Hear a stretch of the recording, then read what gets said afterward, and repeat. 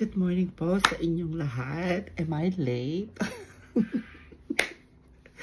Masaya lang ako kasi actually, itong mini video na to is for sa nangyari sa akin sa Facebook. So, yung Facebook ko, na-disabled. Para sa kaalaman ng iba. Oo, na-disabled siya. Hindi ko alam kung bakit. Kasi, meron daw akong,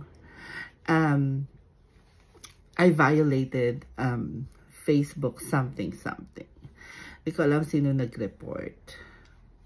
With Facebook, they wouldn't tell you what. Unfortunately. Eh, hindi ko na siya ma-recover. So, di ba nakakainis? Pero, di ba ako nainis? Sabi ko nga, para siyang, it's a blessing in disguise. Kasi, actually, nagkakape ako. Good morning ha, kagigising ko lang. Pasensya na po kayo. Gusto ko lang malaman ng iba na mga kaibigan ko at mga ka-friendship na na-disabled po yung Facebook ko. Hindi ko alam kung bakit. Wala man akong ginagawang masama. Wala man akong vina-violate na rules and regulations. Yun lang. Siguro, may mga tao talaga na ire-report ka kasi they don't like you. Hindi ko rin naman sila like. Actually, hindi na talaga ako dapat mag-Facebook. Kaya lang, syempre, it's a form of communications. Lalo na sa mga tao na nasa ibang bansa na hindi mo na nakikita na madalas. I'm having breakfast right now kasi kagigising ko lang. So, wala po akong pasok. Sa awa ng Diyos, wala akong pasok ngayon. Pero may mga ginagawa na asikaso tayo. Pasensya na kayo ha kung medyo kakaiba yung itsura ng lola nyo. Kasi kagigising ko lang. Ayan, may patch pa ako, diba? Sign of being old. Sumasakit na yung aking wrist. Charot lang. Anyway, hindi ko rin alam kung bakit ako nagkaroon ng violations. But the reason why I'm putting up this video is just to let everybody know that no matter who you are, sikat ka o hindi ka sikat, ayun nga, hindi nga ako sikat, diba? May nainggit sa inyo, somebody really doesn't like you, they'll report you, then you'll get violated. And the next thing you know, you cannot open your page, you cannot open your Facebook. And it's so sad kasi you have so many memories already in there.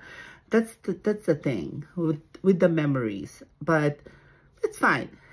Memories are just things na nagdaan.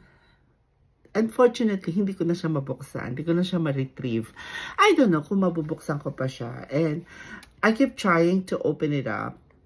Wala akong tiyaga. Wala na akong tiyaga para makipag-dispute pa, diba? It's the least thing that I want to do, to dispute with anything na, alam mo, hindi ka mananalo kasi, like I said, wala namang binigay na reason eh. There's no reason what made you get disabled. Pero may nag-report about you. So that's the sad part. But the good part is I am back with my sandwich. Peanut butter sandwich and coffee. So this is my morning. I am so thankful at nakagawa uli ako ng Facebook. So I guess the blessing in this, guys, is alam mo yun, di ba, may mga pagkakataon na parang tinatamad ka na. May mga pagkakataon na parang you just don't wanna do anything. Wala ka nagustong gawin sa Facebook. Ito na yung chance. Diba? Ito na yung chance. So, i-add mo na lang yung mga tao na feel mo, you like it. You like them, they like you. You love them kasi they love you back. Yung mga tao na alam mong pang sayo lang. So, ano bang purpose ng Facebook? But there's so many reasons why people are in Facebook. And for many reasons, Facebook has become a platform for generating income. And it happens to me. Unfortunately, pati yun nawala. Sayang. But it's okay. It's life, you know. Ganun talaga ang buhay. May dumarating, may nawawala. Ang importante, nandyan ka. Bumabalik. Sabi nga ng friend ko, ang pagbabalik ni Isabel.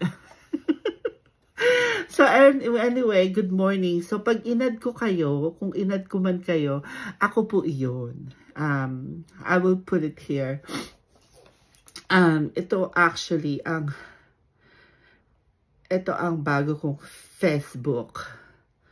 Kasi baka mamaya may magtanong. Ayan. Pag nakita niyo yung nanay at tatay ko, yan po yung bago kong Facebook. Ha? Pag inad ko po kayo, paki-add na lang po ako kung gusto nyo. Kung ayaw nyo naman, it's okay. Walang sisihan. Walang samaan ng loob. Ganyan talaga. Lalo na pag nagkakaedad tayo, nababawasan ng mga friendship natin. O, diba? Sese lang. Halika magkape tayo. So, yun po ang dahilan ko ba't ko ginawa tong short video na to. It's a short clip.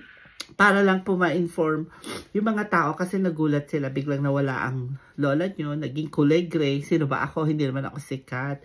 Isa lang akong simpleng mamamayan na nagtatanim. Diba? Yeah. Anyway, so magsisimula tayo uli. Back to zero. Ganun talaga ang buhay. Huwag ka na lang susuko. Go, go, go. So, thank you so much.